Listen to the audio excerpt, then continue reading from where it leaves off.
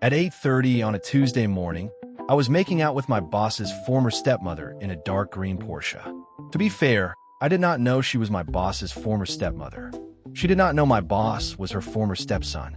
And my boss definitely did not know that his new junior analyst had spent the night at her house. That last part became his problem about 30 seconds later. Hart had offered to drop me near the office because my used Honda was at the shop again, and because her Porsche Taycan Cross Turismo was already pointed downtown. Claire's car was impossible to miss. Dark green, unmistakably expensive, with privacy glass that hid the cabin from the parking lot. I had planned on a quick goodbye kiss. Claire had apparently planned on the same thing. Neither plan survived contact with reality. By the time Claire finally pulled back, I had one hand braced against the center console. She was smiling like she had won an argument I did not remember starting, and I had completely forgotten that corporate America expected me upstairs in 12 minutes. Claire looked at the clock and said, "Evan, you're going to be late." I said, "Technically, I'm going to be exactly on time if elevators continue operating at their advertised capacity." Claire said, "That is the most junior analyst sentence you've ever spoken." I said, "You like my junior analyst sentences?" Claire said, "I like some of your sentences." Then somebody knocked on the driver's side window. Claire froze. I froze. The knock came again, slower this time. Claire looked through the tinted glass, and every trace of amusement left her face. Claire said, "Oh shit. You whispered go." Claire said, "Worse." I asked tow truck. Claire said, "Daniel." "Istir de here." "Who's Daniel?" Claire kept staring through the glass. "My former stepson." I turned toward the window. On the other side stood Daniel Mercer, Regional Director of Mercer Commercial Properties, my direct supervisor, professional user of phrases like circle back and quick opportunity, and a man who had sent me a 10:48 p.m. email the previous Thursday titled Small Thought. I said, "Wait, that's my boss." Claire looked at me. I looked at Claire. Outside, Daniel knocked a third time. Claire said, "Your boss is Daniel Mercer?" I said, "Your former stepson is Daniel Mercer?" Claire closed her eyes for half a second. Apparently, we have both been extremely bad at nouns. Daniel pointed at the window. Claire lowered it. For the first 2 seconds, Daniel only saw Claire. His face went from suspicious to confused. Then he leaned slightly and saw me in the passenger seat. His face changed again. Finally, his eyes moved to my mouth. I did not yet know why. Daniel said, very quietly, "Cole?" I said, "Morning, Mr. Mercer." Daniel pointed at his own cheek. I touched my cheek. "What?" Claire reached across me with her thumb. Daniel snapped, "Don't." Claire stopped. Daniel said, "Whatever this is, do not make me watch the cleanup." I flipped down the vanity mirror. There was a bright red lipstick mark at the corner of my mouth and another halfway across my cheek. I said, "Oh." Daniel said, "Yes." "Oh." Claire said, "Daniel, before you start." Daniel interrupted, "Why is Evan Cole in your car?" I said, "She gave me a ride to work." Daniel looked at the lipstick again and said, "Clearly." Claire folded her arms. "Daniel." Daniel said, "No. Actually, Claire, I would love an explanation that gets less insane as it continues." I said, "I feel like I should probably be present for that explanation." Daniel looked at me. "Unfortunately, you are." Claire said, "Evan and I are dating." Daniel's face became completely still. Daniel asked how long. I said, "Not that long." Claire said, 7 weeks. Daniel's voice jumped an octave. 7 weeks? I said, "Approximately." Daniel stared at me. "What does approximately mean?" I said, 7 weeks and 5 days. Daniel asked, "Why do you know that?" I said, "Because I was there." Claire covered a laugh with one hand. Daniel did not laugh. Daniel said, "You have worked for me for 5 weeks." I said, "Correct." Daniel said, "So this predates your employment." I said, "Also correct."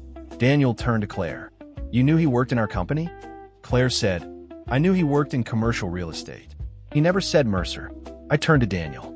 "And I knew she had an ex-husband who was older and worked in real estate." She never said his last name. Daniel said, "She was married to my father." I slowly looked at Claire. I said, "So you're—" Claire said, "Don't." Daniel said, "My former stepmother." I sat back in the Porsche and stared through the windshield. I said, "I would like to unsubscribe from this morning." Daniel said, "Denied." Claire said, "Daniel, nobody planned this." Daniel said, "I gathered that. Neither of you even knew enough to hide it." Then Claire made everything worse. Claire said, "For what it's worth, Evan never told me your name. He just called his boss a human LinkedIn notification." Daniel slowly turned toward me. I said, "That was one time." Claire said, "And LinkedIn with lower back pain." I said, "That was also one time." Daniel stared at me long enough to make me regret every joke I had ever made about him.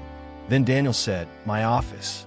Now, a woman from accounting crossed the parking lot behind him, saw Claire, saw the Porsche, saw me with lipstick on my face, and immediately slowed down. I reached for the tissue Claire was holding. Daniel said, "No." I looked at him. "I can't walk into work like this." Daniel said, "You absolutely can." I asked why. Daniel said, "Consequences." 5 minutes later, I was in the elevator beside my boss with 2 red lipstick marks still on my face. A senior associate named Ben stepped in on the 4th floor and grinned at me. Ben said, "Big night." Then Ben noticed Daniel standing beside me. Ben stared at the elevator numbers for the rest of the ride like they contained state secrets. Just before the doors opened, Daniel said, "Did Claire tell you about Mark?" I looked at him. "Who's Mark?" For the first time that morning, Daniel smiled. Daniel said, "Oh." Then the doors opened, and he walked out without explaining anything. Claire matched with me on a Thursday night. Her first message said, "Please tell me the toilet paper has a story." I looked at her profile again before answering. Claire was 39.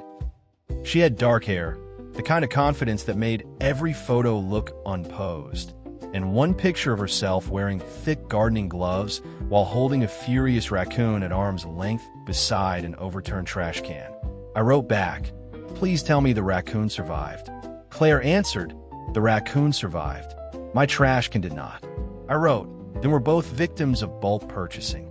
Claire replied, "That sentence is stupid enough that I might actually meet you." I said, "That's the nicest thing anyone has said to me on this app." Later, Claire told me she was divorced. Claire said, "My ex-husband was 26 years older than me." I said, "Okay." Claire waited. Then Claire asked, "That's all?" I said, "Do you want me to make a chart?" Claire said, "Most men your age would have questions." I said, "I have one." Claire raised an eyebrow.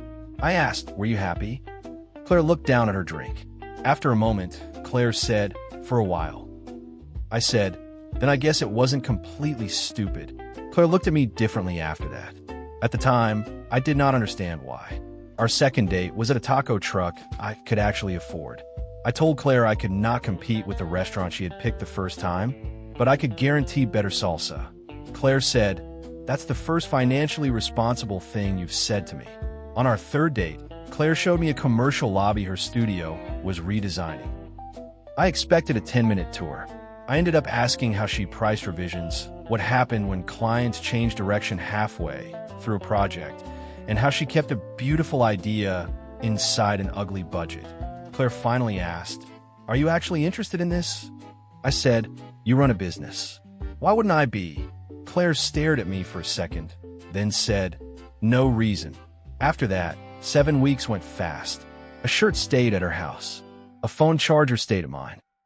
I learned which taco truck gave extra salsa without charging for it. Claire learned that I owned exactly one decent frying pan. Back in Daniel's office on Tuesday morning, Daniel closed the door and pointed at the chair across from his desk. Daniel said, "Sit." He said. Daniel remained standing. I said, "For the record, I did not know." Daniel said, "I know." I said, "Claire didn't know either." Daniel said, "I know." I said, "And there is no company policy that." Daniel held up a hand. I checked. Daniel sat down and looked personally offended by his own computer. Daniel said, "There is no policy prohibiting an employee from dating his direct supervisor's father's ex-wife." I said, "That feels like a gap in the handbook." Daniel said, "It was not a gap anyone expected to need." I nodded. "Fair." Daniel leaned forward. "Professionally, This changes nothing.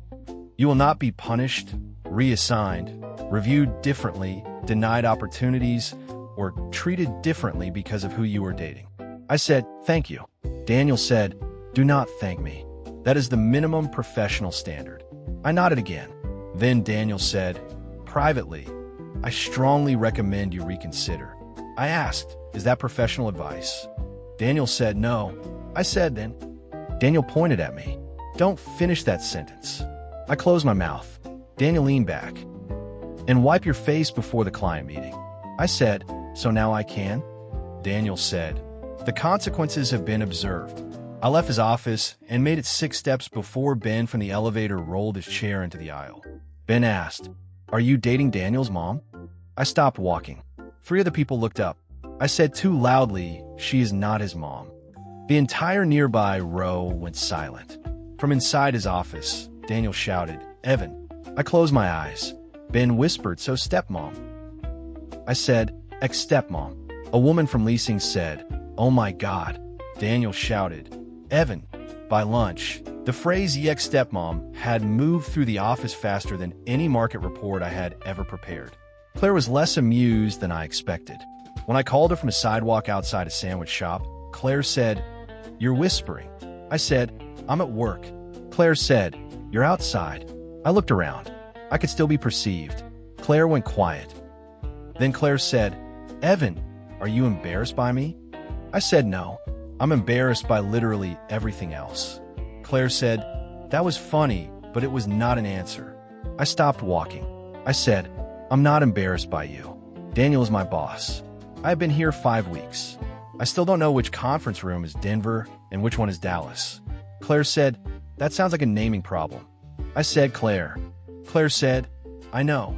Her voice softened, but not much. Claire said, I spent a long time being something the Mercer family had to discuss. I don't want to be hidden because Daniel finds this weird.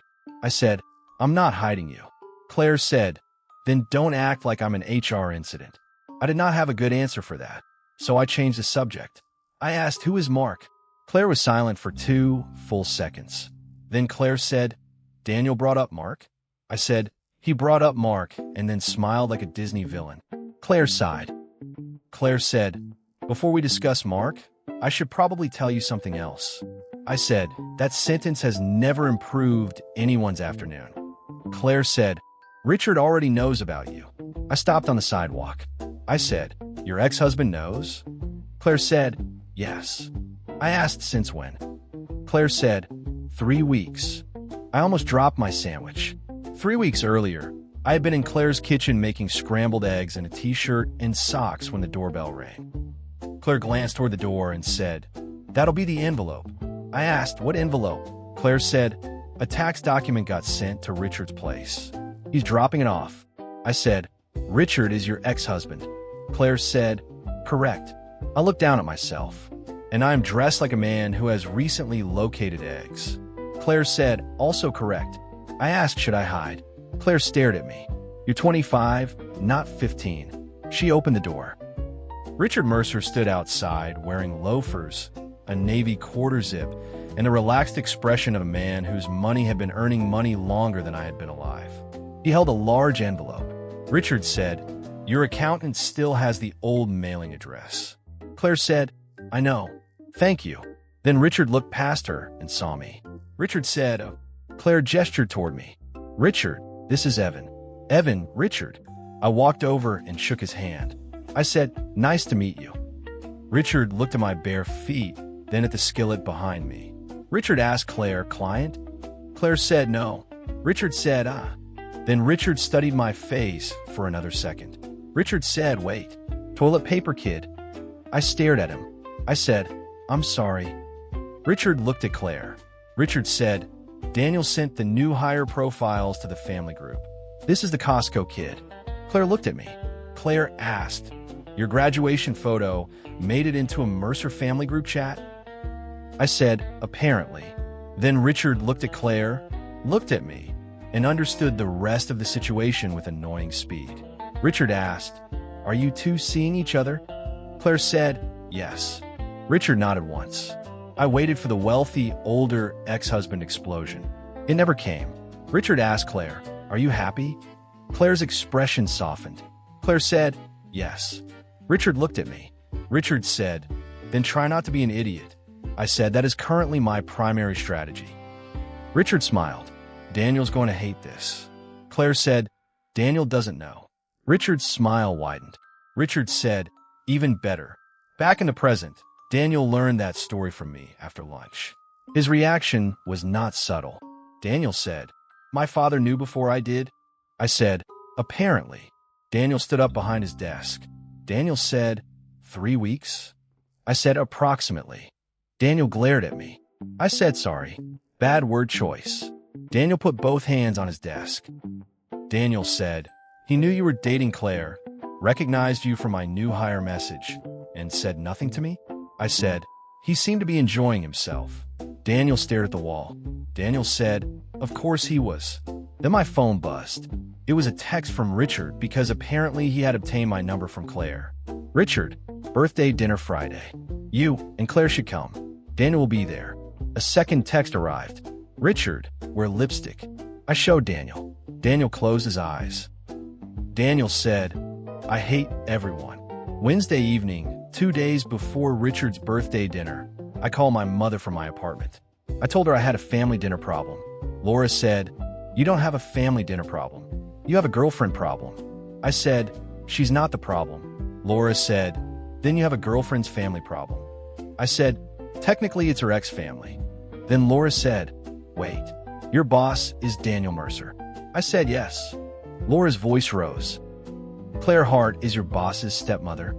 I said, "Ex." Laura shouted, "That's the part you're correcting?" I rubbed my forehead. I said, "Everybody keeps making that mistake."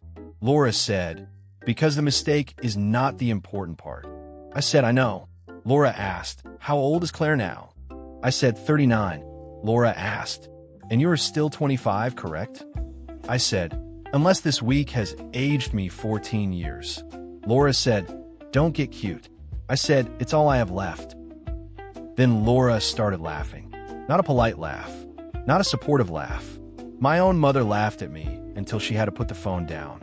I said, "This is not helping." Laura said between laughs, "I'm sorry. I am trying." I said, "Try harder." Laura said, "Your life became a real estate closing nobody disclosed properly." I said, "Thank you. That's much better." Then I told her Richard had invited us to his birthday dinner. Laura said, "Oh, absolutely not." I said, "That's what I said." My phone buzzed with another incoming message. It was Richard. "Richard, invite your mother too. Laura sold us half the suburbs." I stared at the text. Laura asked, "What happened?" I said, "Richard just invited you." Laura said, "Absolutely not." Friday evening, she was standing beside me at Richard Mercer's front door. My mother had a flexible definition of absolutely not. Claire arrived separately because she had been at client site. She stepped out of the green Porsche wearing a dark blue dress and looked so calm that I briefly resented her. Claire kissed my cheek. Claire said, "You look nervous." I said, "My boss is inside. Your ex-husband is inside. My mother is inside my peripheral vision. I am wearing a shirt she rejected twice." Laura said, "Because the first two were bad." Claire smiled at Laura. Claire said, "It really is you." Laura looked at Claire for a long second. Then Laura said, "Oh my God." Claire laughed. Laura hugged her. I stared at them. I said, "Apparently everybody knows Claire." The front door opened before anyone knocked. Richard stood there holding a glass of wine. Richard said, "Laura Cole, I knew this birthday would improve." Laura said, "You say that now." Richard looked at me. Richard said, "Toilet paper kid." I said, "Happy birthday, Richard." Inside, Daniel was already sitting at the dining table. He saw Claire. Then he saw me. Then he saw my mother. Daniel stood. Daniel asked, "Why is Laura Cole here?" Laura said, "Hello to you too, Daniel." Daniel blinked. "You know Claire?" Laura said, "I know all of you. I sold your father and Claire houses." Daniel turned to me. Daniel said, "Of course she did." I said, "I found out on Wednesday." Daniel said, "I don't care." Then Daniel immediately turned to Laura.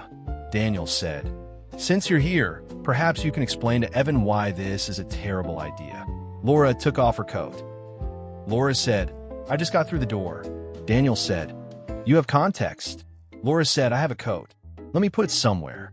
Richard laughed into his wine. Laura said, not the 14-bedroom place. Claire put down her fork. Richard said, that was a good house. Claire said, that was a hotel with family photos. I looked between them. I asked, 14 bedrooms? Laura said, 14 bedrooms, 9 bathrooms, 2 kitchens, a theater, a wine room, and a pool nobody would have used.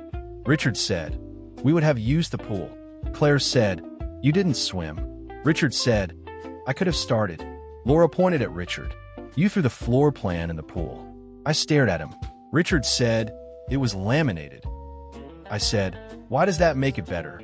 Richard said it survived. Claire rubbed her temple. Daniel said, I had forgotten that part. Laura said, I haven't. I was the agent standing there while 2 adults argued over whether 14 bedrooms represented love. Richard said, that is a dramatic summary. Laura looked at Claire. Laura said, you told me something that day. Claire's expression changed. Laura continued, you said, I don't want a bigger house. I want a smaller life. The table went quiet. Richard looked down at his plate. Claire gave Laura a small, surprised smile. Claire said, you remember that? Laura said, people tell real estate agents things they don't tell therapists. We just don't get paid enough for it. Richard leaned back. Richard said, I thought giving Claire more meant I was doing better. Bigger house, better trips, more room, more options. Claire said, I know. Richard said, I was very good at solving the wrong problem. Nobody joked for a few seconds. Then Daniel decided this was the perfect time to recruit my mother. Daniel said, Laura, you understand my concern now. Laura took a sip of wine. Laura asked, which concern? Daniel gestured between Claire and me. They're 14 years apart. Laura looked at Richard. Laura said, your father and Claire were 26 years apart. Daniel slapped one palm lightly against the table. Daniel said, that's my point. Richard said, you certainly tried to stop us. Daniel turned to his father. Why am I on trial? Richard said, you're making opening arguments. Daniel looked back at Laura. Daniel said, Laura, stay with me. Laura said, I think it's weird. I said, thanks, Mom. Laura held up one finger. I didn't say wrong. Daniel stared at her. Laura said, I'm not joining a committee. Richard nodded approvingly. Richard said, motion denied. Daniel muttered, I don't care. Claire said, Daniel, you very clearly care. Daniel said, I care about the fact that everyone keeps saying I care. Daniel looked at me. Mr. Cole, I am begging you not to contribute. I said, we're at your father's dinner. Do I call you Mr. Mercer here? Daniel said, yes. Richard said, that sounds insane. Claire said, Daniel sounds worse. Daniel said, Claire, please do not encourage him. The doorbell rang. Richard looked toward the foyer. Richard said, that'll be Mark. Claire went completely still. I asked, who's Mark? Daniel's mouth twitched. I saw it. I said, don't smile. Daniel said, I'm not smiling. He was smiling. Richard got up and went to the door. Claire turned toward him. Claire said, Richard, why is Mark coming? Richard called from the hallway. Because he comes every year. You haven't been here for the last 2. Claire said, you could have mentioned that. Richard called back. I thought everybody knew everybody now. I whispered, I am beginning to hate his sense of humor. Daniel said, it gets worse with money. Mark saw Claire first. Mark smiled with genuine surprise. Mark said, Claire. Claire stood and hugged him briefly. Claire said, hi, Mark. Mark looked at me beside her. His smile stayed friendly. Mark asked, your nephew? I said, no. Claire said, my date. Mark's hand stopped halfway toward me. Mark looked at Claire. Mark asked, you're what? I stood and shook his hand anyway. I said, Evan Cole. Mark shook my hand automatically. Mark said, Mark Ellison. Richard returned to his seat with the delighted expression of a man who had accidentally purchased theater tickets to his own dining room. Mark looked at Daniel. Mark asked, do you know about this? Daniel said, unfortunately. Mark looked at me again. Mark asked Claire, how old is he? Claire said, 25. Mark inhaled. Then Mark said, Jesus Christ, Claire. Claire said, don't. Mark held up both hands. I'm not judging. I'm mostly impressed. I said, that does not feel better from here. Mark sat down. Richard poured him wine. Mark asked, how did you meet? I said, dating app. Mark nodded slowly. Daniel said, show him the photo. I looked at Daniel. No. Richard was already taking out his phone. Richard said, I have it. Mark looked at the Costco graduation picture. Mark laughed. Mark said, okay, I understand Claire's decision a little more. I said, thank you, I think. Then Mark asked what I did for work. I said, I'm a junior financial analyst. Mark asked, where? Daniel said, for me. Mark stopped smiling. Mark looked at Daniel. Then Mark looked at Claire. Then Mark looked at me. Mark said, no. I said, yes. Mark asked, you work for Daniel? I said, directly. Mark leaned back in his chair. Mark said, this is objectively incredible. Daniel said, thank you for your support. Mark said, I didn't say good. I said incredible. Later, when Claire went to help Richard bring dessert from the kitchen, Mark leaned slightly toward me. Mark said, for the record, I'm not here to make this weird. I said, I think that ship hit an iceberg before you arrived. Mark smiled. Mark said, fair. Then he looked toward the kitchen. Mark said, Claire is good people. I said, I know. Mark nodded. Claire returned from the kitchen carrying a cake plate, just as Mark added. And for what it's worth, none of what happened between us was because she didn't care. I looked at him. I asked, what happened between you? Mark glanced at Claire and immediately seemed to realize he had stepped into something. Mark said, sorry. I assumed you knew. Claire stopped beside the table. Claire said, Mark. I asked, knew what? Claire set down the plate. Claire said, not here. That should have ended it. Daniel should have left it there. Instead, he looked at Claire, then at Mark. Daniel asked, he doesn't know? Claire said, Daniel. Daniel held up his hands. I don't care. Everyone at the table said, at nearly the same time, you care. Daniel closed his eyes. Richard laughed so hard he nearly spilled his wine. I asked, were you engaged? Claire said, no. I looked at her. Claire sighed. Claire said, Mark was going to propose. I said, that feels adjacent to engaged. Claire said, he bought a ring. Claire said, I found out. I asked, and then what? Claire said, I ended the relationship. I turned toward Claire. I said, you broke up with him because he was going to propose? Claire looked around the table and said, I said not here. 20 minutes later, Claire and I escaped to the Porsche. Neither of us spoke until the doors closed. Claire gripped the steering wheel but did not start the car. Claire said, yes. I said, I was going to say complicated. Claire smiled without humor. That is very generous. I said, why? Claire looked forward again. Claire said, because Mark was safe. He was kind. He was 41. He had a stable career, a house, friends I liked, a life that made sense next to mine. I said, you're doing a great job selling him. Claire glanced at me. That's not the point. I said, I know. Claire continued. We had been together long enough that marriage was the obvious next step. Everybody thought so. Mark thought so. I thought I should think so. I waited. Claire said. Then I saw the ring box in his overnight bag when I was looking for a charger. And I couldn't breathe. I said nothing. Claire said, all I could think was that I was about to become somebody's wife again. Not because Mark would have controlled me. He wouldn't have. But my brain went right back to those 6 years. Mrs. Mercer, Richard's wife, Daniel's stepmother, the house, the family calendar, every room in my life becoming part of somebody else's structure. I said, so you ran? Claire nodded. Claire said, I ran. For the first time since I had met her, Claire looked embarrassed by something that had nothing to do with a joke. I said, does Mark hate you? Claire said, no. That almost made it worse. I looked down my hands. The right response should have been obvious. Instead, my brain started doing what it did whenever I was scared, turning life into a spreadsheet. Mark was 41. Claire was 39.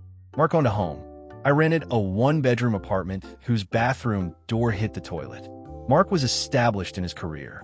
I had spent the previous Monday asking HR whether my HSA followed me if I changed jobs. Mark knew Claire's friends. I knew which taco truck gave extra salsa if you asked nicely. Claire noticed my silence.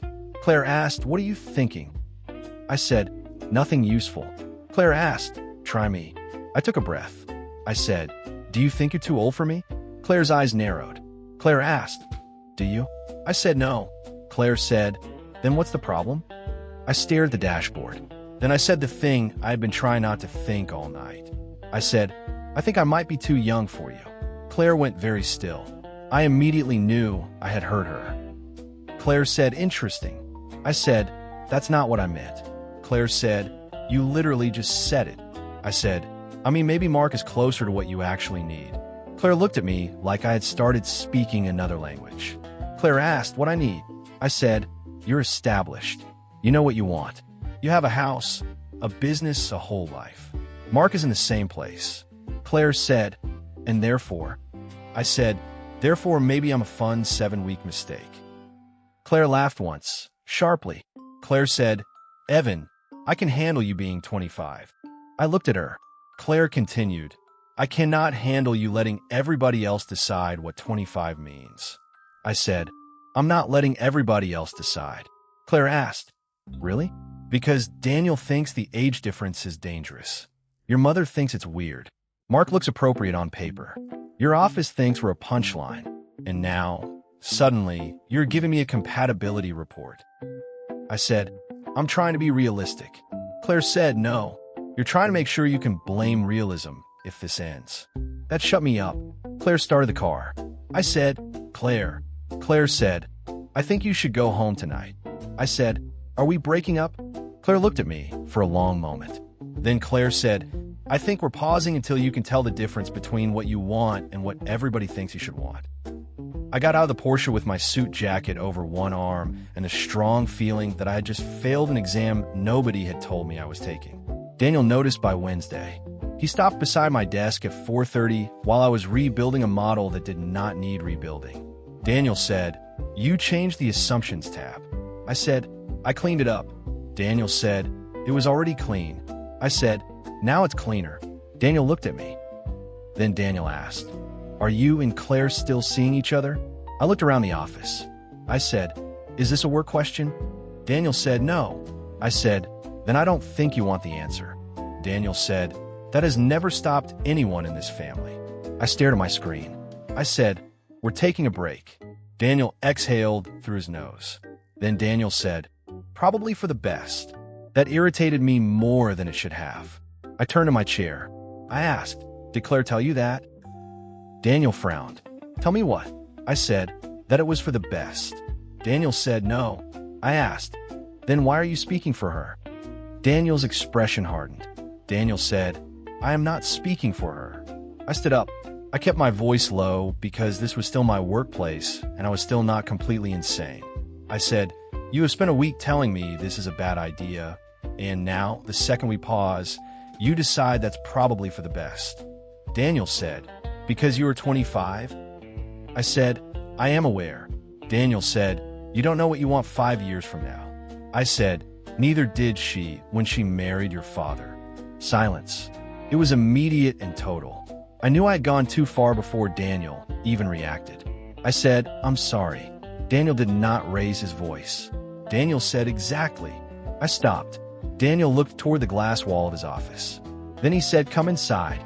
Once the door was closed, Daniel stayed standing. Daniel said, "Do you think I object because Claire is somehow mine to protect from you?" I said, "Sometimes it sounds like that." Daniel nodded once. Daniel said, "Fair. I have probably made it sound like that." I had not expected him to admit that. Daniel sat down. Daniel said, "When my father met Claire, she was 29 and he was 55. I was 32. I said, "I know." Daniel said, "No, you know the numbers. You don't know what it was like." I stayed quiet. Daniel continued, "Everyone had an opinion. His friends thought he was having a late-life crisis. Her friends thought she was making a mistake. I thought both things." He looked embarrassed by the memory. Daniel said, "Claire hated that people reduced the relationship to arithmetic. My father hated it too. They said the age difference did not define them. They said they knew what they were doing." I said, "Maybe they did at the time." Daniel nodded. Daniel said, Maybe. And they did love each other. That's the part everyone forgets now. They had actually loved each other. Daniel looked down at his hands. Then he said, I watched Claire spend 6 years convincing everyone the age didn't matter. He paused. Daniel said, then I watched it matter. I did not interrupt. Daniel continued. It showed up in ordinary decisions. My father wanted to slow down while Claire's career was finally taking off. He kept trying to give her more security. She kept feeling like her life was getting smaller. I thought about the 14-bedroom house. Daniel said, so when I see Claire with someone 14 years younger, I don't think she belongs to me. I think I've seen this movie before, just with the ages reversed. I said, that's not nothing. Daniel said, no, it isn't. I sat back. Then I said, but it still doesn't make the decision yours. Daniel met my eyes. I expected another argument. Instead, Daniel said, I know. I blinked. Daniel rubbed his forehead. Daniel said, I know that intellectually. Emotionally, I am apparently 12 years behind. I said, that's pretty self-aware for a human LinkedIn notification. Daniel pointed at the door. Daniel said, get out. I stood. At the door, Daniel said, Evan. I turned. Daniel said, for what it's worth, Mark is not the answer either. I asked why. Daniel said, because Claire already answered that question. Daniel apparently made the mistake of venting to his father later that evening. That night, Richard called Claire. I know because Richard later admitted he had repeated enough of Daniel's version of our conversation to create what he called a productive family event. Claire called it meddling. The next morning at 10:15, Claire walked into the Mercer office. Every head in my section turned. Claire wore a cream blazer, carried no bag, and walked straight toward my desk without looking at anyone else. Ben looked at me. Ben whispered, is that? I said, don't. Claire stopped at my desk. Claire said, where's Daniel? I pointed toward his office. I asked, should I be worried? Claire said, yes. Then she opened Daniel's door without knocking. Daniel looked up from his laptop. Daniel said, Claire. Claire said, we need to talk. Daniel looked through the glass wall at me. Daniel said, why is Evan standing up? I realized I was standing. I said, I don't know. Claire turned toward me. Claire said, get in here. I walked into the office. Daniel said, why does he need to be here? Claire said, because both of you have recently developed opinions about my life. I said, I feel like I should leave. Claire and Daniel said, at the same time, yes. I turned toward the door. Claire said, wait. I stopped. Claire looked at Daniel. Claire said, Richard told me what you said. Daniel muttered, of course he did. Claire said, you are allowed to worry about me. Daniel said nothing. Claire continued, you are even allowed to think this is a mistake. Daniel said, thank you. Claire held up a hand. Don't get excited. Daniel sat back. Claire said, my marriage to your father failed for reasons that belonged to me and Richard. The age difference mattered. Of course it mattered. Pretending otherwise would be stupid. Daniel looked at me briefly, as if to say, see. Claire noticed. Claire said, do not look at Evan like you won something. Daniel looked forward again. Claire continued, the age difference was not the whole marriage. It was not even the whole problem. Richard wanted to give me a bigger life every year. A bigger house, more travel, more money, more family structure, more certainty. Daniel said quietly, he thought that was love. Claire said, I know, he did love me. That doesn't mean he understood what I needed. Daniel asked, and you think Evan does? Claire looked at me. Claire said, sometimes. I said, that feels fair. Claire turned back to Daniel. Claire said, you don't get to turn my failed marriage into a rule for the rest of my life. Daniel said, I was trying to protect you. Claire's expression softened, but only slightly. Claire said, you were my stepson for 6 years. Daniel said, I know. Claire said, then stop trying to be my father. Daniel looked away and did not answer. Nobody spoke for several seconds. Finally, Daniel said, I never knew what I was supposed to be to you. Claire blinked. Daniel continued, you were 29. I was 32. My father married someone 3 years younger than me, and everyone started using the word stepmother like that explained anything. You weren't my mother. You weren't exactly my friend. You were family, except that didn't fit either. Claire sat in the chair across from him. Daniel said, When I objected to the marriage, you treated me like I was just angry my father had moved on. Claire said, you were angry. Daniel said, I was. But I was also confused. Claire nodded slowly. Claire said, I probably made that simpler than it was because I needed you to be the unreasonable one. Daniel gave a tired laugh. Daniel said, that would explain a lot of those years. Claire smiled. The tension in the room eased. It was still there, but it no longer felt like a fight. I took one step toward the door. Claire looked at me. Claire said, now you can leave. I said gladly. I made it halfway out before Daniel said, and Evan. I turned. Daniel said, do not tell anyone in the office what happened in here. I said, I don't tell them anything. They seem to generate their own material. From the desk outside, Ben called, we can't hear you. Daniel shut the door. The next afternoon, Daniel found me near the break room. He was holding coffee and looked like he had not enjoyed any part of his morning. Daniel said, for the record, I still hate this. I said, understood. Daniel said, deeply. I said, got it. Daniel said, on a spiritual level. I said, Daniel. Daniel's eyes narrowed at the use of his first name. Then he exhaled. Daniel said, but it's not my decision. I looked at him. I said, thank you. Daniel said, don't thank me. I said, right? Minimum emotional standard. Daniel said, we're getting very comfortable here. I said, my performance review isn't until November. Daniel walked away. I assumed that once Daniel stopped objecting, Claire and I would simply restart. I went to her studio after work with 2 coffees, convinced the hardest part was over. Claire took 1 coffee. Claire said, thank you. I said, Daniel and I talked. Claire said, I know.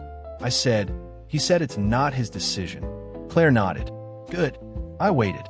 Claire took a sip. Nothing happened. I said so. Claire looked at me. So what? I said, I thought maybe we'd go to dinner. Claire said, why? I said, because Daniel isn't. Claire's expression changed immediately. I stopped. Claire said, there it is. I said, what? Claire set down her coffee. Claire said, Daniel's problem is solved. Yours isn't. I said, I don't have a problem. Claire raised 1 eyebrow. I corrected myself. I said, I have several problems, but I thought we were discussing one specific problem. Claire said, you still don't know whether you want this relationship because you want it or because everybody finally stopped telling you not to want it. I said, that's not fair. Claire said, then answer one question. I said, okay. Claire asked, do you want to keep dating me? I opened my mouth. Nothing came out. Not because the answer was no, because every practical question hit me at once. 5 years from now, careers, family, money, the fact that she owned a house and I own a microwave my old roommate had left behind. Claire watched the hesitation happen on my face. Claire said, exactly. I said, Claire, the age difference does matter. Claire nodded. I know. I stopped. Claire continued. I don't need you to pretend it doesn't. I'm 39. You're 25. I own this studio. You're still learning your benefits package. I have had a marriage and another serious relationship. You have had exactly 1 office holiday party, and you left early because you thought business casual meant you had to wear a blazer. I said, nobody explained the rules. Claire almost smiled. Then Claire said, I don't need you to prove 14 years is meaningless. I need you to decide whether you want this enough to deal with what it means. I looked at her. I asked, and what do you want? Claire took a breath. Claire said, I want to stop treating every serious relationship like a doorway that locks behind me. I said nothing. Claire said, but I cannot learn that while dating someone who needs outside permission to stay. I did not have an argument for that. I left the studio alone. If the relationship failed because we were at different stages of life, we could deal with that when it actually happened. Ending it now, because other people could predict problems, was not maturity. I was scared, and I had been calling it maturity. On Monday morning, work gave me no time to be philosophical. We had a major client presentation for a regional office acquisition, and I had built most of the financial model under Daniel's supervision. At 9:10, Daniel walked into the conference room, opened my deck, and frowned. Daniel said, your rent growth assumption is wrong on slide 18. My stomach dropped. I checked the model. He was right. I said, I linked the prior quarter. Daniel said, can you fix it before 10? I said yes. Daniel said, are you sure? I looked at the clock. I said no, but yes. Daniel nodded. Daniel said, good answer. I spent the next 40 minutes fixing the model and found 2 more errors that were mine. Daniel did not rescue me. He treated me like an analyst who had made a mistake and expected me to fix it. At 10:03, we presented. The client pushed back on 2 assumptions. I defended one, admitted where the other was weak, and showed what changed if we were wrong. For the first time all week, nobody cared who I was dating. I was just Evan Cole, junior financial analyst. After the client left, Daniel closed his laptop. Daniel said, good work. 2 words. They mattered more than I expected. I gathered my notes. Then I said, can I leave early? Daniel looked at me. Daniel asked why. I said, personal. Daniel stared at me for 3 seconds. Daniel said, I don't want to know. I said, you really don't. Daniel closed his eyes. Daniel said, go. Claire was at a renovation site when I found her. She wore work boots, black pants, and a hard hat, and she was arguing with a contractor about a lighting track that had been installed 6 inches too far left. I waited until she finished. Claire walked over. Claire said, did someone die? I said no. Claire said, did Daniel fire you? I said also no. Claire said, then why are you standing in a construction site at 3 in the afternoon? I said, I left work early. Claire stared at me. Claire said, for me? I said, don't make it sound romantic. I had to get permission. Claire laughed despite herself. Then she waited. I took a breath. I said, I do care about the age difference. Claire's smile faded, but she kept listening. I said, I care that you own a house, and I own a microwave I got from my roommate. I care that you build a business, and I still Google what half my benefits mean. I care that you've already been married, and I still feel successful when I remember to buy laundry detergent before I run out. Claire crossed her arms. I continued, I care that maybe 5 years from now we want different things. I care that people are going to make assumptions about you and me, and some of those assumptions might occasionally be right. Claire said, that is not sounding especially romantic. I said, I'm getting there. Claire nodded. Proceed. I said, I'd rather find out whether this fails by actually dating you, not by letting everybody else predict it. Claire looked at me for a long moment. Then Claire said, that's almost mature. I said, don't get used to it. Claire smiled. I said, and I don't want you to become my wife or my anything because somebody says that's the next logical step. I just want to keep being with you and see what happens. Claire looked down briefly. Then she said, I need to work on something too. I waited. Claire said, I need to stop assuming that every serious relationship ends with me disappearing into it. I said, that seems fair. Claire said, and if you ever buy a 14-bedroom house, I am leaving. I said, I have student loans. The danger is low. Claire laughed. Then she stepped closer. Claire said, so we're dating again? I said, I thought that was the speech. Claire said, I wanted a clear answer. I say yes. I want to keep dating you. Claire kissed me. The contractor Claire had been arguing with shouted, do I move the track or not? Claire pulled back and shouted, 6 inches left, like I said. Then she looked at me. Claire said, welcome back. One Tuesday morning, almost exactly 6 months after the parking lot disaster, Claire drove me to work again. My Honda was not broken this time. Claire simply had a meeting nearby, and I had left my laptop charger at her house. The dark green Porsche rolled into the same parking area where our entire relationship had once detonated. Claire stopped near the entrance. I looked at the building. Then I looked at her.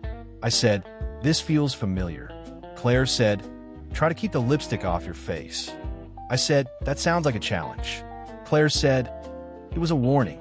I leaned over and kissed her anyway. This time, the kiss was brief. This time, neither of us hid. When I opened the passenger door, Daniel was standing 20 feet away with a coffee in one hand. He had seen the entire thing. Claire lowered her window. Claire said, morning, Daniel. Daniel stood there for a moment. Then Daniel said, morning, Claire. I got out and shut the door. Claire drove toward the exit. Daniel watched the Porsche for a second, then looked at me. Daniel said, Evan, I said, yeah. Daniel pointed toward the space Claire had used. Daniel said, employees aren't supposed to use the executive parking spaces. I stared at him. I said, that's your problem now? Daniel nodded. Daniel said, it's the only problem I'm still authorized to have. I considered that. I said, fair. We started walking toward the entrance. A new analyst, named Tyler, stood near the doors holding an orientation packet. Tyler had been with the company for 3 days, which meant he had not yet heard enough office gossip to be dangerous. He watched Claire's Porsche leave. Tyler asked, who was that? Daniel said, don't. Tyler looked confused. Tyler asked, your sister? I started laughing. Daniel stopped walking. Daniel said, Evan, don't. Before I could answer, a familiar voice came from behind us. Richard said, she used to be. Daniel turned around. Daniel said, Dad, don't. Richard was walking toward the building for a meeting, already grinning. Tyler looked at Richard, then at Daniel, then at me, then toward the Porsche disappearing onto the street. Tyler said, I have several questions. Daniel opened the office door. Daniel said, you work here long enough, you learn not to ask. I followed him inside. I said, that's actually the best management advice he's ever given me. Daniel looked at me. Daniel said, you're fired. Tyler froze. I kept walking. I asked, see you Monday? Daniel sighed. Then Daniel said, see you Monday.